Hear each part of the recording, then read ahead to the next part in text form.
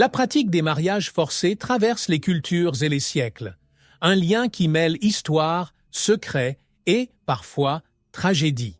C'est quelque chose qui porte en lui la force des traditions, où le passé et le présent s'entremêlent dans un enchevêtrement de curiosités historiques.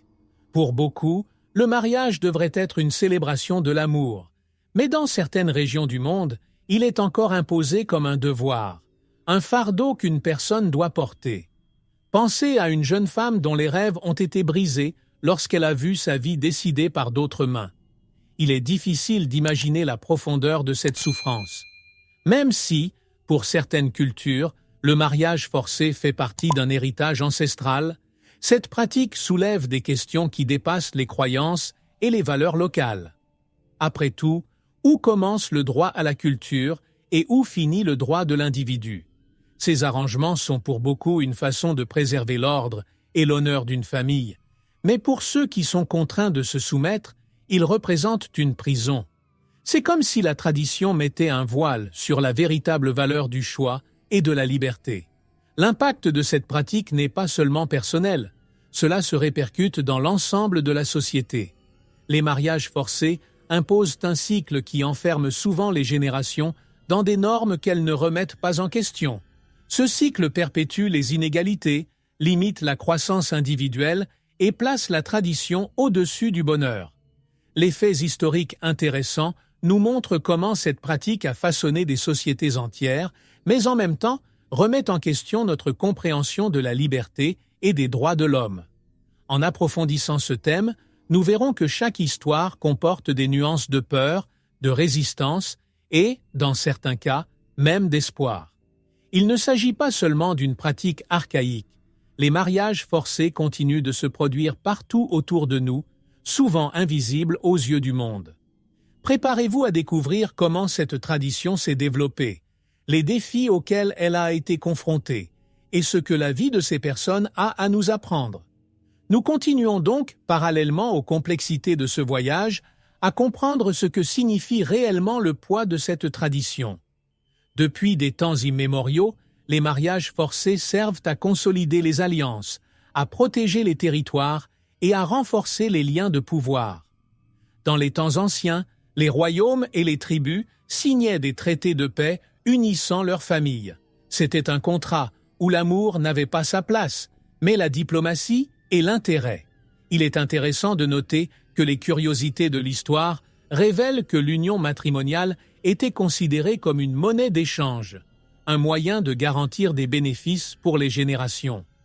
Imaginez-vous à une époque où votre main serait donnée en échange de terre ou de protection. Un sort que beaucoup ont accepté sans jamais se remettre en question. Au fil des siècles, ces pratiques ont pris forme, mais l'essence du contrôle sur les choix de vie a perduré. Le mariage n'est plus seulement devenu une alliance politique, mais une stratégie visant à garantir que la fortune et le statut restent dans la même lignée. Ce lien conjugal imposé n'était pas seulement une question de survie. Cela définissait la valeur d'un individu dans sa communauté. Chez les rois, les reines et les paysans, le concept de liberté était secondaire par rapport au devoir envers la famille et la société. Cette relation entre statut et mariage faisait que les hommes et les femmes, dès l'enfance, étaient considérés comme des pièces d'un jeu social, destinées à remplir un rôle prédéterminé.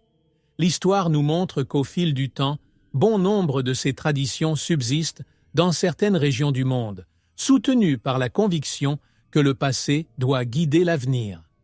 À travers ces mariages arrangés, on craint que si l'on laisse faire des choix individuels, l'ordre social soit menacé. C'est une tension qui traverse les générations, même aujourd'hui. Ainsi, nous continuons à dévoiler l'impact de cette pratique dans différentes régions du monde où, même très éloignées les unes des autres, nous partageons ce lien d'une histoire où liberté et tradition sont toujours en conflit. Explorons les scénarios dans lesquels cette pratique trouve encore sa place, perpétuant le dilemme entre respect de la culture et droit de choisir. Au Moyen-Orient, le mariage forcé apparaît non seulement comme une coutume, mais aussi comme une tradition profondément enracinée, où la famille et l'honneur sont des priorités absolues. Pour beaucoup, il est inconcevable de remettre en question le rôle de la famille dans le choix du partenaire.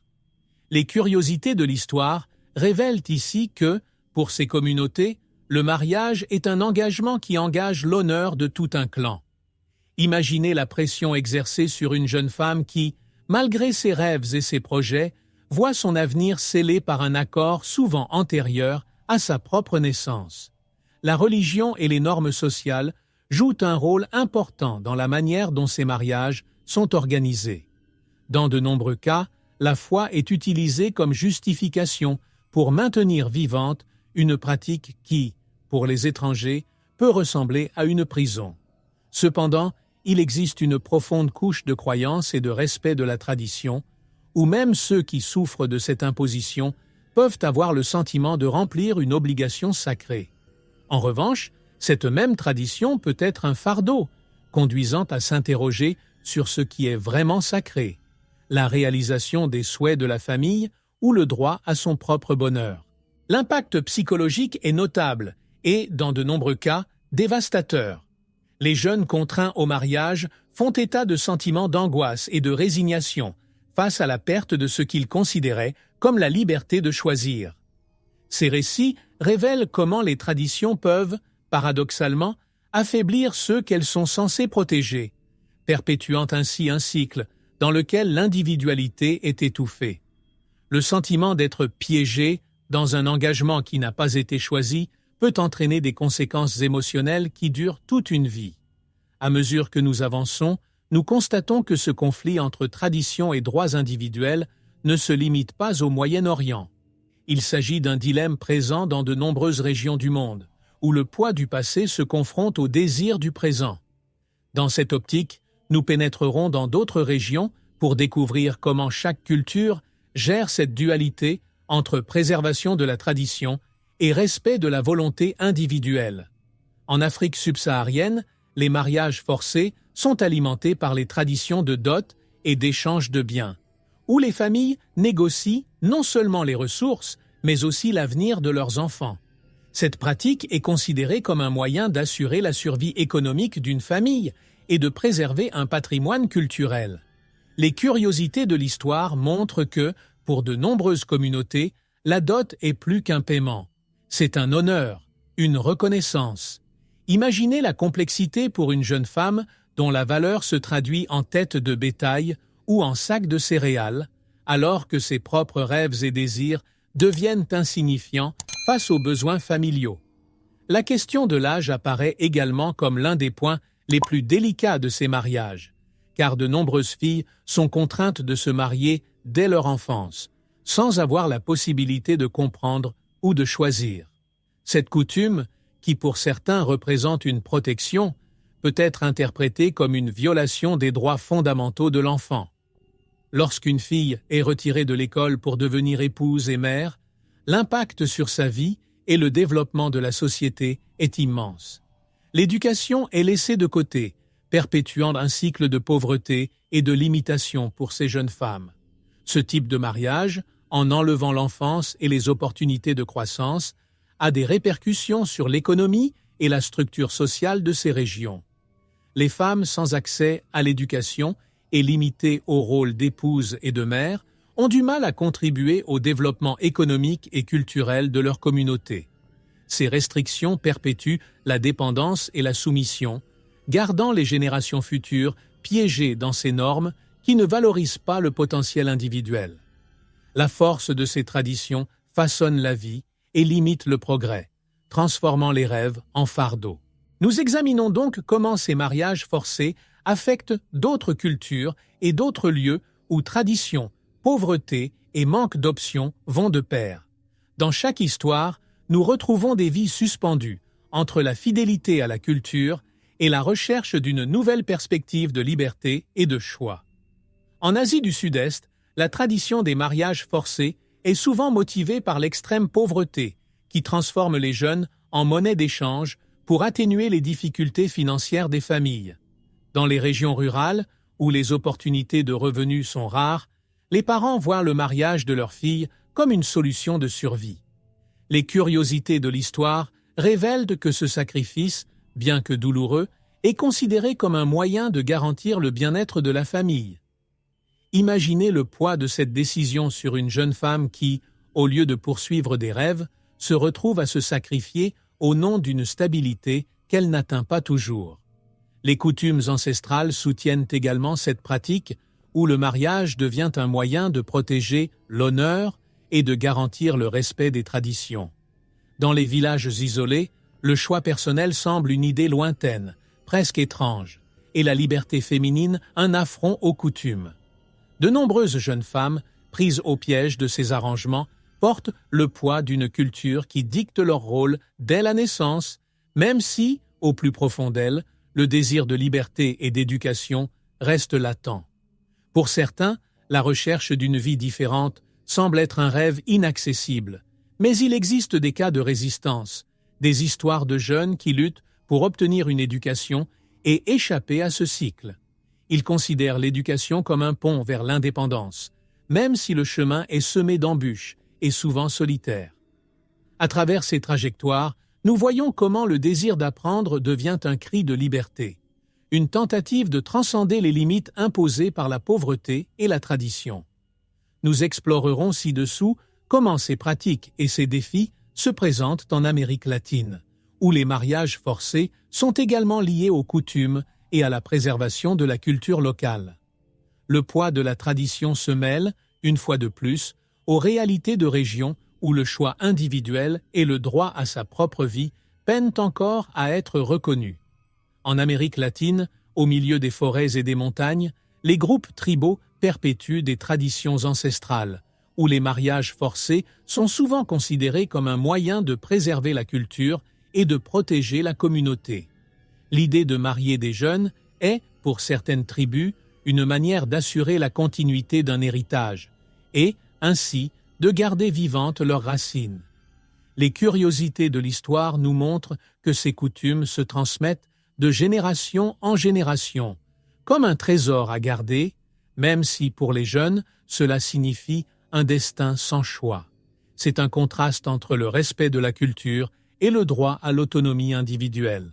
Les coutumes autochtones placent souvent le collectif au-dessus de l'individu, ce qui peut rendre la vie personnelle presque sans rapport avec les besoins de la tribu.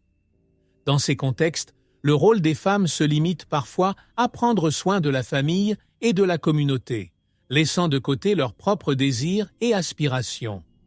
Une jeune femme qui souhaite étudier ou explorer le monde est perçue comme quelqu'un qui, aux yeux de la communauté, ignore son devoir. Tel est le dilemme. Dans quelle mesure le droit à la culture doit-il prévaloir sur le droit au choix? Dans certains cas, cependant, nous voyons des exemples de résistance et de changement. Des jeunes qui recherchent la connaissance et apportent de nouvelles perspectives à leur tribu, sans forcément rompre avec leurs racines. C'est un équilibre fragile, mais possible, où modernité et tradition commencent à dialoguer. Peu à peu, certaines communautés commencent à se rendre compte que le développement individuel peut renforcer, et non menacer, l'identité de groupe. C'est le courage de transformer ce qui semblait immuable.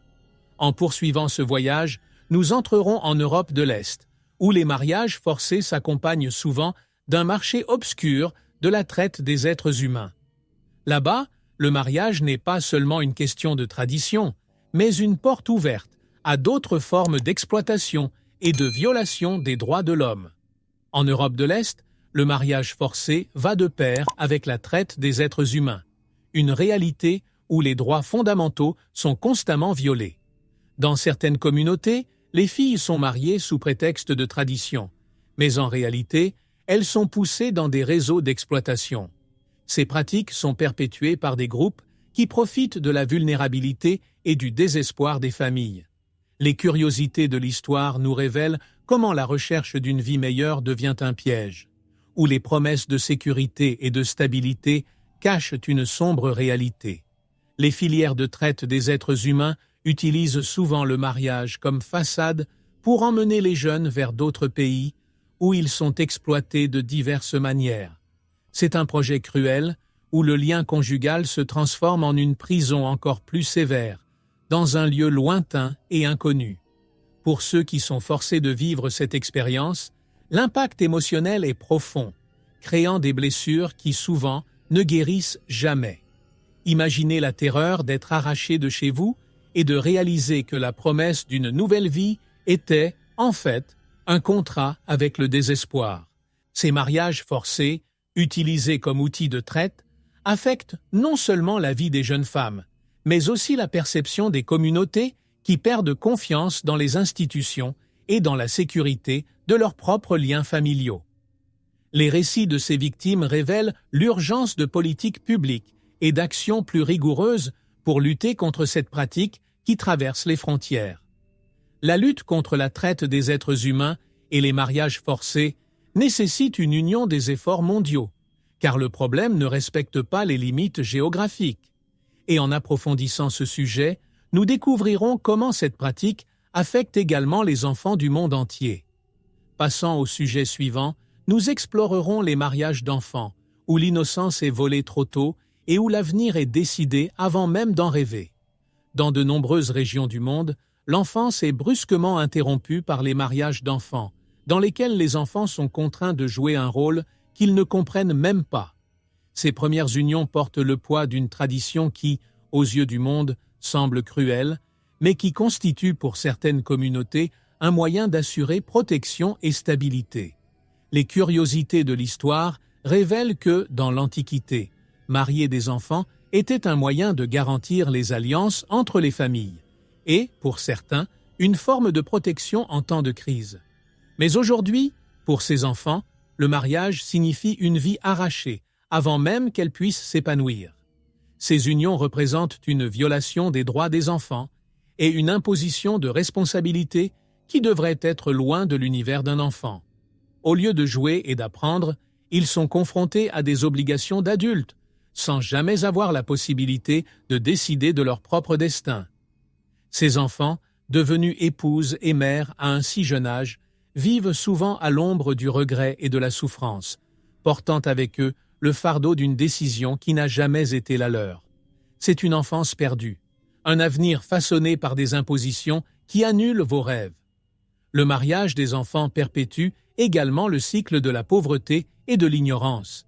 Sans accès à l'éducation, ces enfants grandissent dans des limites limitées, sans les connaissances nécessaires pour rechercher des alternatives et des opportunités.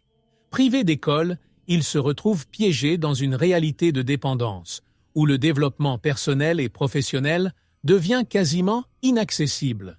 Ce cycle finit par se répéter, traversant les générations et perpétuant une tradition qui freine la croissance des communautés. Nous explorons ensuite comment le mariage forcé non seulement vole l'enfance, mais entretient également des modèles de soumission féminine. La prochaine étape de ce voyage nous amène à comprendre les rôles de genre qui limitent et emprisonnent, perpétuant une culture d'obéissance et de contrôle. Le mariage forcé est profondément ancré dans les rôles de genre, notamment dans la soumission imposée aux femmes, considérées comme un bien appartenant à leur père puis à leur mari. Dans de nombreuses cultures, on apprend aux femmes à accepter le destin que d'autres leur ont fixé, un cycle qui ignore leurs aspirations et renforce leur rôle d'obéissance et de dépendance. Les curiosités de l'histoire révèlent que cette soumission féminine a été, pendant des siècles, considérée comme naturelle et désirable, enfermant les femmes dans un système qui les limite et les façonne. C'est une tradition qui les emprisonne, reléguant le droit de choisir aux seuls hommes. Ces rôles imposés transforment les femmes en symboles d'honneur familial, où tout désir de liberté est considéré comme une menace pour la stabilité et la réputation de la famille. Pour de nombreuses jeunes femmes, le mariage ne représente pas un choix, mais une transition vers une nouvelle forme de contrôle. Ils ne sont pas considérés comme des individus, mais comme les membres d'une structure qui perpétue le pouvoir de l'un sur l'autre. Cette inégalité génère un environnement d'oppression qui inhibe toute manifestation de liberté, les empêchant de vivre pleinement. Les histoires de femmes qui ont osé résister à ces mariages forcés témoignent d'un courage qui défie des siècles de traditions et de limites. Ils se retrouvent souvent face à leur propre famille et risquent tout pour avoir la chance de choisir leur propre voie. Bien que ces histoires soient inspirantes, elles sont également douloureuses, car elles révèlent le coût de la lutte pour une liberté qui devrait être un droit. Ceux qui parviennent à s'échapper transforment leur vie en exemple de résistance, démontrant qu'il est possible de briser les chaînes imposées par le patriarcat. Nous entrons maintenant dans le domaine de la législation, où la question de l'âge légal du mariage s'avère cruciale. Nous verrons comment différents pays tentent de lutter contre cette pratique, confrontés à des difficultés pour protéger les jeunes qui, partout dans le monde, vivent encore sous le poids d'une tradition qui ne respecte pas leur jeunesse. L'âge légal du mariage varie considérablement à travers le monde, reflétant un dilemme constant entre les traditions culturelles et les droits de l'homme. Dans certains pays, les filles peuvent encore être mariées à l'âge de 12 ou 13 ans, considérées comme mûres pour le mariage selon les coutumes locales. Ces curiosités historiques nous montrent comment d'anciennes normes deviennent des lois qui, au lieu de protéger, finissent par sanctionner des pratiques oppressives. Le débat sur l'âge minimum du mariage est, pour de nombreuses sociétés, un combat entre le respect de la tradition et la protection de l'enfance. Les mouvements mondiaux cherchent à relever l'âge légal du mariage, en promouvant des campagnes de sensibilisation et en luttant pour préserver la jeunesse. Ces efforts visent à garantir que tous les enfants aient accès à une enfance épanouie et à une éducation de qualité avant d'entrer dans le monde des responsabilités d'adultes. Toutefois, les défis sont nombreux, car la législation ne constitue qu'une partie de la solution. Dans les communautés où la loi n'a aucune force, la tradition reste la règle et le mariage précoce continue de se perpétuer. Contrôler et sanctionner les violations liées à l'âge légal est une tâche difficile, en particulier dans les régions où la réglementation est faible et où le contrôle est inexistant. De nombreux mariages forcés ont lieu loin des yeux de la loi, lors de célébrations informelles et sans actes officiels, ce qui rend toute intervention presque impossible.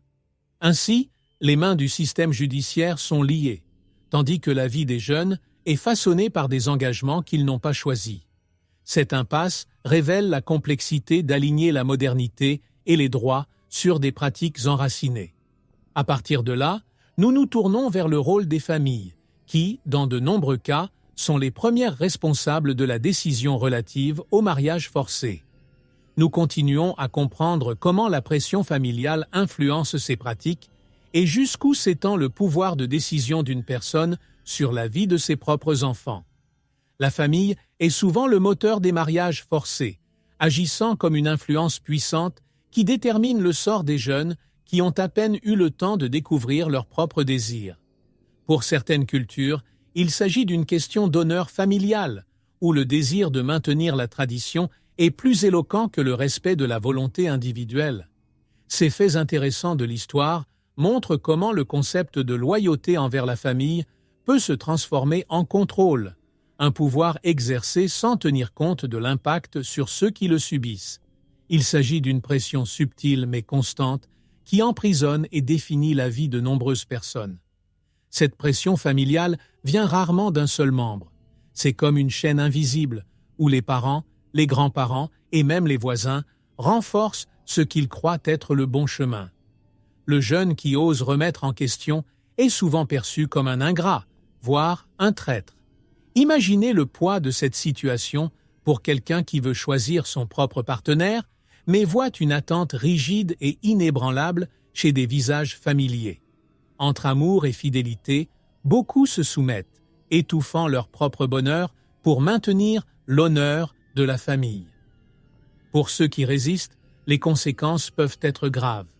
Il existe des histoires de jeunes déshérités, expulsés de leur foyer ou menacés pour avoir défié les souhaits de leur famille. Ce contrôle sur le mariage révèle non seulement une tradition, mais aussi une manière de maintenir intacte la structure familiale, quels que soient les désirs personnels. L'amour et l'attention deviennent des instruments de manipulation, utilisés pour garantir le maintien de bonnes normes, même si cela implique de sacrifier la liberté individuelle. Dans cette optique, nous allons maintenant explorer comment, dans certaines cultures, le mariage forcé est utilisé comme moyen de résoudre les conflits familiaux, voire tribaux. Cette pratique ouvre la voie à un arrangement encore plus complexe, dans lequel le mariage sert de monnaie d'échange dans des conflits qui dépassent le cadre du couple. Dans plusieurs cultures, le mariage forcé constitue une sorte de solution aux conflits familiaux ou tribaux, une pratique qui transforme l'union matrimoniale en monnaie d'échange.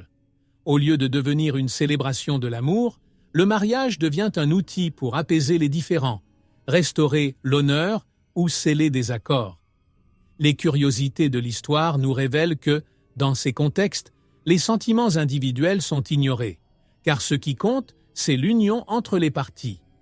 Imaginez être le prix payé pour résoudre un désaccord que vous n'avez même pas contribué à créer. C'est une forme de perte de liberté enveloppée dans un voile de conciliation apparente. Des cas comme celui-ci impliquent non seulement le couple, mais aussi deux familles entières qui voient dans cet accord un moyen d'éviter de futures frictions. Pour beaucoup, il s'agit d'un acte de sagesse, d'une manière de préserver la paix entre proches, mais pour les personnes concernées, cela représente une perte de contrôle sur leur propre vie. La paix familiale est maintenue aux dépens de l'autonomie, et le mariage devient une alliance politique plutôt qu'un engagement personnel. Nous voyons ainsi comment le conflit d'intérêts se cache derrière ce qui apparaît comme une union harmonieuse. Ces histoires mettent en lumière un aspect sombre des mariages forcés, où les jeunes sont poussés à assumer le rôle d'ambassadeurs de la paix, sans avoir le choix ni le droit de refuser. Souvent, la cérémonie est marquée par la tension et l'absence de joie, car chacun sait que, pour les mariés, le mariage n'est qu'une formalité. L'union devient une sorte de sentence, où le rôle de pacificateur est imposé sans aucune possibilité de remise en question. Ainsi, en explorant les ramifications des mariages forcés, nous entrerons dans un autre scénario dans lequel le mariage est imposé dans des conditions d'extrême vulnérabilité. Passons maintenant aux conflits et aux crises humanitaires, où le mariage forcé apparaît comme une stratégie de survie dans les camps de réfugiés et les régions dévastées. Au milieu des guerres et des crises humanitaires, les mariages forcés apparaissent comme une mesure désespérée, par laquelle les familles cherchent à protéger leurs filles dans des scénarios d'extrême vulnérabilité. Dans les camps de réfugiés, où la sécurité est une promesse lointaine, le mariage est vu comme un moyen de sauvegarder l'honneur et d'assurer à la jeune femme un protecteur. Les curiosités de l'histoire nous montrent comment, en temps de conflit, le mariage est utilisé comme un bouclier, même si pour la mariée, cela signifie renoncer à la liberté en échange d'une survie incertaine. Il s'agit d'un pacte de nécessité qui place la protection avant le choix. Pour de nombreuses jeunes femmes en situation de conflit, le mariage forcé est l'une des rares alternatives offertes, un sacrifice consenti dans l'espoir d'éviter de nouveaux abus et violences. Ces filles, au lieu de se retrouver soutenues dans un foyer, entrent dans un cycle de soumission où leur vie échappe à nouveau à leur contrôle. Imaginez la douleur d'être obligé de considérer le mariage comme une issue plutôt que comme un choix, un poids qui vous met dans une position encore plus fragile et sans soutien. Les conditions dans les camps de réfugiés créent un scénario d'impuissance, où les lois et les protections sont rares et où les pratiques traditionnelles trouvent un espace pour être renforcées. Sans la présence de structures de soutien ou de sécurité, ces mariages deviennent monnaie courante, motivés par l'urgence et la nécessité de protéger l'intégrité des jeunes femmes. Dans ce contexte, le mariage n'est pas un lien d'affection, mais une tentative désespérée de maintenir un minimum de dignité et de sécurité. À mesure que nous avançons, nous abordons maintenant les effets dévastateurs que ces mariages forcés ont sur la vie de ces jeunes femmes, surtout lorsqu'elles sont victimes de violences conjugales. C'est un lien qui, au lieu d'apporter une protection, approfondit le cycle de souffrance et de soumission. Pour beaucoup de personnes contraintes au mariage, l'union entraîne un cycle de violence domestique qui devient impossible à briser. Ces mariages, contractés sans choix, placent les victimes dans un environnement où le contrôle et l'agressivité sont monnaie courante, une réalité tragique soutenue par l'idée que le devoir est de durer. Les curiosités de l'histoire nous révèlent que, Dans de nombreux contextes, la souffrance est ignorée, le mariage étant considéré comme quelque chose d'inviolable. Imaginez le poids de vivre dans un environnement où le lien, plutôt que la protection, devient la racine de la souffrance quotidienne. Les rapports faisant état de femmes maltraitées dans le cadre de ces mariages forcés sont alarmants. Pour eux, le mariage n'est pas une institution de sécurité, mais une prison sans issue. Au lieu de protection, ils sont confrontés à des violences physiques et émotionnelles, souvent intensifiées par le manque de soutien extérieur. Et même si le désir de s'échapper existe, le manque de ressources, de soutien et de compréhension les empêche de se sentir en sécurité pour agir. Le sentiment d'impuissance face à un lien imposé crée une blessure qui dépasse largement le corps, touchant l'esprit et l'esprit. La difficulté de s'enfuir est également amplifiée par la pression sociale et familiale. Dans de nombreuses cultures, le divorce est considéré comme une honte, quelque chose à éviter à tout prix, ce qui fait de la souffrance de ces femmes un secret gardé sous silence. Ils vivent entre le désir de liberté et la peur des représailles, sans le soutien de leur entourage. Cette violence est parfois renforcée par la famille elle-même, qui insiste pour qu'ils restent mariés, estimant que la souffrance fait partie de l'obligation conjugale. Dans de nombreuses cultures, la religion sert à justifier le mariage forcé, une pratique qui s'appuie sur des interprétations sacrées pour imposer le destin de jeunes qui n'ont que peu ou rien à dire sur leur propre vie. Ces faits historiques intéressants révèlent que, dans certaines communautés, le mariage est considéré comme un devoir religieux, quelque chose qui garantit la protection spirituelle et préserve la moralité. Pour ces groupes, l'idée de choisir son propre partenaire peut apparaître comme un affront, une déviation des enseignements anciens. Imaginez grandir dans un environnement où la liberté personnelle est interprétée comme une menace pour le divin. Différentes religions abordent le mariage forcé de différentes manières, mais dans certaines d'entre elles, l'interprétation conservatrice et littérale des textes sacrés est utilisée pour renforcer les rôles de soumission et d'obéissance. On apprend souvent aux jeunes femmes à accepter sans réserve ce que leur dicte la religion. Dans les contextes où le mariage est considéré comme un sacrement, le droit de choisir perd de sa valeur par rapport à l'idée selon laquelle il s'agit de la volonté de Dieu. Cette imposition génère un cycle de résignation, où le désir personnel est considéré comme quelque chose de moindre, sans place face aux doctrines. Cependant, toutes les voix religieuses ne sont pas d'accord avec cette pratique. Certains dirigeants et groupes prennent position contre les mariages forcés, défendant l'interprétation selon laquelle le véritable but de la foi est de protéger et de valoriser l'individu. Ils croient que le respect et la liberté sont essentiels à tout syndicat. Ces voies de résistance montrent que, même au sein des structures religieuses, il existe une possibilité de dialogue et d'évolution, ouvrant un espace pour une compréhension plus humanisée et plus juste. Et maintenant, passons aux histoires de ceux qui ont osé rechercher la liberté, défiant les traditions, les religions et les familles. Nous explorerons les voies de l'évasion et de l'asile, où les victimes de ces mariages trouvent la force de s'échapper et de recommencer au milieu d'épreuves qui semblent insurmontables. Pour ceux qui parviennent à échapper au mariage forcé, la fuite est un acte de courage, une décision qui implique souvent de tout abandonner en quête de liberté. Au milieu des menaces et des persécutions, les jeunes défient les traditions et trouvent la force de fuir, risquant un avenir incertain. Ces faits historiques intéressants nous montrent que, malgré les dangers, le désir d'être libre est plus grand que la peur, voire même plus grand que l'amour pour sa famille. Imaginez le poids de devoir choisir entre sécurité et autonomie, sachant que le chemin à parcourir est semé d'embûches. Les organisations internationales et les réseaux de soutien sont devenus une lumière au bout du tunnel pour ces personnes qui fuient souvent sans savoir ce qui les attend. Dans les refuges temporaires et les centres d'accueil, ils reçoivent des conseils juridiques, un soutien psychologique et, dans certains cas, la possibilité de reconstruire leur vie. L'asile dans d'autres pays est un espoir pour ceux qui ne peuvent plus rentrer chez eux, car rentrer chez eux signifierait s'exposer à de lourdes sanctions et à la possibilité d'un sort encore pire. Les témoignages de survivantes montrent comment ces jeunes femmes parviennent, avec le soutien d'ONG et d'institutions de défense des droits humains, à réécrire leur trajectoire. Ils surmontent les traumatismes, étudient, travaillent et, dans de nombreux cas, deviennent des voix de résistance, luttant pour d'autres victimes de mariages forcés.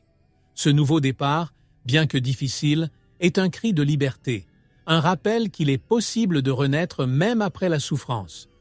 Nous découvrirons ensuite les mouvements de sauvetage et de réhabilitation qui, dans le monde entier, se consacrent à sauver ces jeunes femmes, en leur offrant non seulement une seconde chance, mais aussi l'accueil et la dignité qu'elles n'ont jamais eue. Ces groupes, avec leur travail inlassable, représentent l'espoir d'un avenir où le mariage est un choix et non une condamnation. Partout dans le monde, les mouvements de secours et de réadaptation apparaissent comme une force puissante contre les mariages forcés, travaillant sans relâche pour sauver les jeunes et offrir une nouvelle perspective sur la vie. Des organisations mondiales et locales forment des réseaux de soutien, opérant dans les régions où cette pratique est la plus courante et confrontée à des défis culturels et juridiques pour protéger les victimes.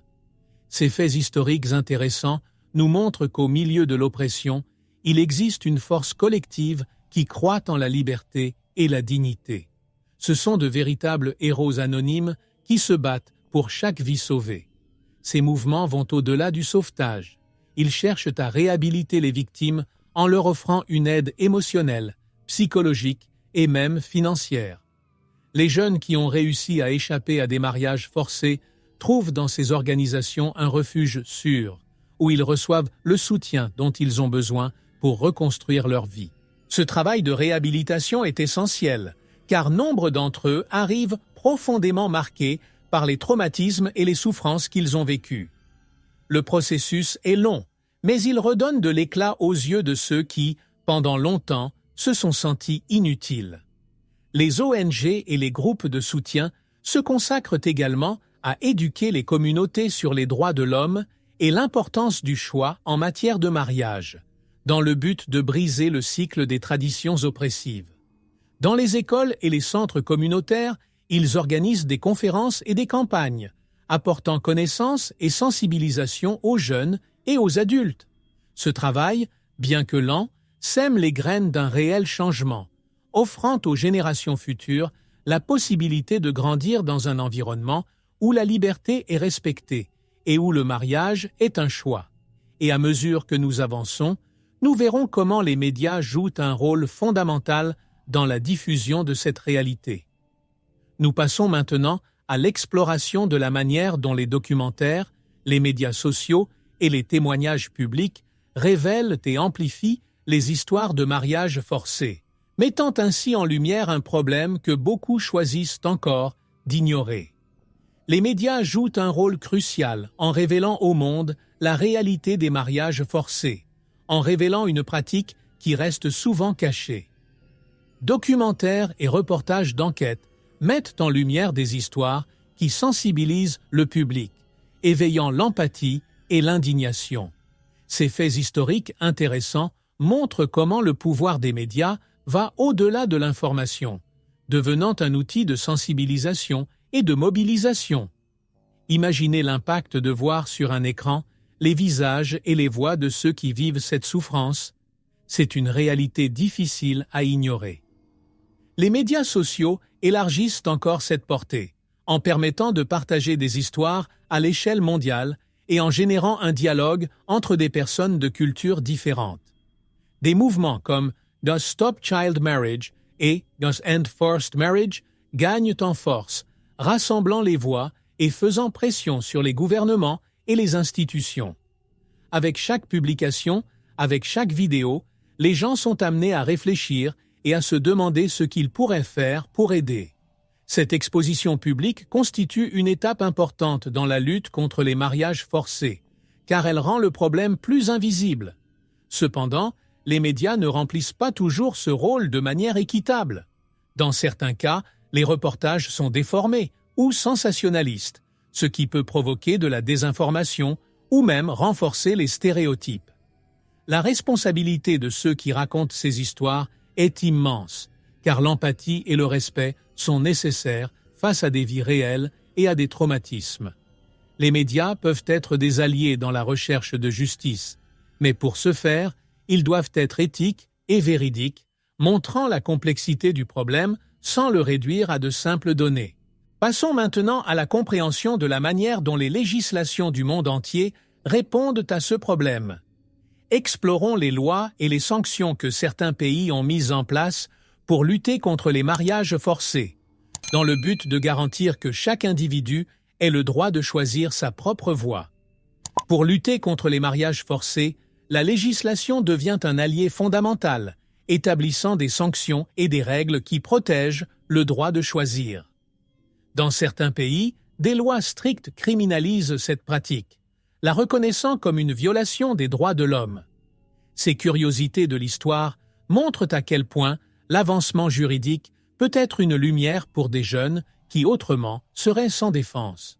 Cependant, si certaines nations avancent avec des sanctions sévères, d'autres hésitent encore, tiraillés entre tradition et désir de progrès. Les cas d'arrestation et de sanctions dans les pays dotés d'une législation forte montrent que, lorsqu'il existe une réelle volonté de changement, il est possible de mettre fin à cette pratique. Dans les régions où le mariage forcé a été criminalisé, les organisations de défense des droits humains surveillent et signalent les cas, garantissant ainsi le respect de la loi. Pour ces pays, protéger les victimes est plus qu'une responsabilité. C'est une manière de réaffirmer la dignité humaine. Mais l'application des lois est confrontée à des défis, en particulier dans les zones rurales et isolées, où le contrôle est difficile et où la tradition est plus forte. La difficulté de lutter contre ce problème réside dans le décalage entre le droit et la réalité culturelle. Même si les lois sont en place, de nombreux mariages forcés ont lieu lors de cérémonies privées, loin du regard des autorités. Dans les communautés conservatrices, les normes juridiques peuvent être considérées comme une menace pour la culture, et la résistance à ces lois est importante. La loi existe peut-être, mais pour être efficace, elle doit être acceptée par la société et comprendre que les droits individuels doivent prévaloir. Nous verrons ensuite comment les récits de survivants montrent le pouvoir du dépassement et de la transformation. Ces personnes ont non seulement survécu à un mariage forcé, mais ont également transformé leur vie, devenant des voies de changement et d'inspiration pour ceux qui luttent encore pour leur liberté. Certaines des histoires les plus inspirantes viennent de personnes qui, malgré les souffrances et l'oppression des mariages forcés, ont trouvé la force de surmonter et de transformer leur vie. Ces survivants ont non seulement réussi à échapper à une union imposée, mais ils ont également transformé leurs expériences en carburant pour aider les autres. Les curiosités de l'histoire révèlent que ces voix, auparavant réduites au silence, résonnent désormais partout, montrant qu'il est possible de surmonter le passé et de donner un sens à la souffrance en transformant la douleur en action. Pour beaucoup de ces survivants, le processus de guérison et de récupération de leur identité est long et difficile. Certains ont fondé des organisations pour soutenir d'autres victimes, tandis que d'autres partagent leur histoire lors de conférences et d'événements, brisant leur silence et dénonçant les pratiques qui les emprisonnaient autrefois. Ce sont des voix puissantes qui voient dans la vulnérabilité une forme de force, enseignant que surmonter est possible et que la souffrance peut en effet être convertie en un objectif plus grand. Ces témoignages de vie inspirent non seulement, mais ouvrent également des portes à la prise de conscience et au changement. Chaque histoire de résistance devient un phare pour ceux qui sont encore piégés dans l'ombre, montrant qu'il existe un chemin vers la liberté. Dans certains cas, ces survivants servent de mentors, guidant les jeunes et les communautés vers de nouvelles perspectives sur le mariage et l'autonomie. L'impact de ces actions se répercute, transformant les traditions d'oppression en espaces de dialogue et d'apprentissage. Au fur et à mesure que nous poursuivons, nous explorerons comment l'éducation a été un outil puissant dans la lutte contre les mariages forcés. Des programmes éducatifs dans diverses régions du monde enseignent la valeur du consentement et du respect, préparant ainsi les nouvelles générations à construire un avenir où la liberté est toujours un choix. L'éducation apparaît comme un outil puissant pour lutter contre les mariages forcés, offrant aux nouvelles générations les connaissances nécessaires pour remettre en question et transformer les anciennes traditions. Dans de nombreuses communautés, des programmes éducatifs enseignent aux jeunes et aux adultes les droits de la personne, la valeur du consentement et le respect de la personne. Ces faits historiques intéressants montrent comment la prise de conscience peut briser le cycle de l'oppression et donner naissance à une société où la liberté est un choix et non une exception. Imaginez l'impact de l'apprentissage, dès le plus jeune âge, du fait que chacun a le droit de décider de son propre destin. Ces programmes fonctionnent dans les écoles, les villages et les centres communautaires, cherchant à apporter des informations aux régions où les mariages forcés sont encore courants. Grâce à des conférences et des ateliers, les jeunes et les familles commencent à se rendre compte que la valeur d'une personne va au-delà de son rôle traditionnel. Ils apprennent que le mariage peut être une célébration de l'amour et de l'unité, et non une imposition. Là où la dot dicte encore le destin des jeunes femmes, l'éducation offre une nouvelle perspective, élargissant les horizons et offrant des opportunités. Les projets éducatifs dotent également les jeunes de compétences pratiques, les préparant à contribuer économiquement et à renforcer leur communauté sans avoir à recourir au mariage précoce. En offrant à ces jeunes femmes des moyens de poursuivre une carrière et une indépendance financière, ces programmes transforment leur vie, leur donnant la chance de tracer leur propre chemin. Chaque cours, chaque discussion est une graine de changement plantée, prête à fleurir en de nouveaux choix et opportunités. L'éducation apparaît comme un outil puissant pour lutter contre les mariages forcés, offrant aux nouvelles générations les connaissances nécessaires pour remettre en question et transformer les anciennes traditions. Dans de nombreuses communautés, des programmes éducatifs enseignent aux jeunes et aux adultes les droits de la personne, la valeur du consentement et le respect de la personne. Ces faits historiques intéressants montrent comment la prise de conscience peut briser le cycle de l'oppression et donner naissance à une société où la liberté est un choix et non une exception. Imaginez l'impact de l'apprentissage, dès le plus jeune âge, du fait que chacun a le droit de décider de son propre destin.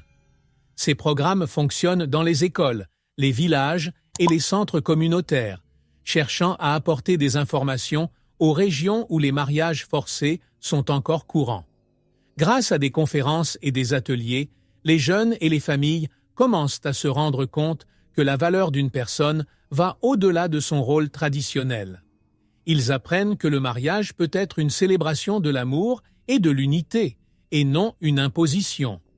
Là où la dot dicte encore le destin des jeunes femmes, l'éducation offre une nouvelle perspective, élargissant les horizons et offrant des opportunités. Les projets éducatifs dotent également les jeunes de compétences pratiques, les préparant à contribuer économiquement et à renforcer leur communauté sans avoir à recourir au mariage précoce. En offrant à ces jeunes femmes des moyens de poursuivre une carrière et une indépendance financière, ces programmes transforment leur vie, leur donnant la chance de tracer leur propre chemin. Chaque cours, chaque discussion est une graine de changement plantée, prête à s'épanouir en de nouveaux choix et opportunités. Nous verrons ensuite comment, au XXIe siècle, nous sommes encore confrontés à la lutte entre modernité et tradition.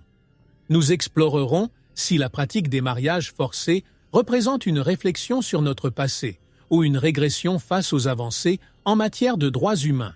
Au milieu de tant d'histoires d'oppression, des exemples d'espoir émergent qui nous montrent qu'un avenir de liberté est possible. Partout dans le monde, des jeunes et des militants élèvent leur voix contre les mariages forcés, ouvrant la voie à un chemin où la liberté de choix est un droit incontestable.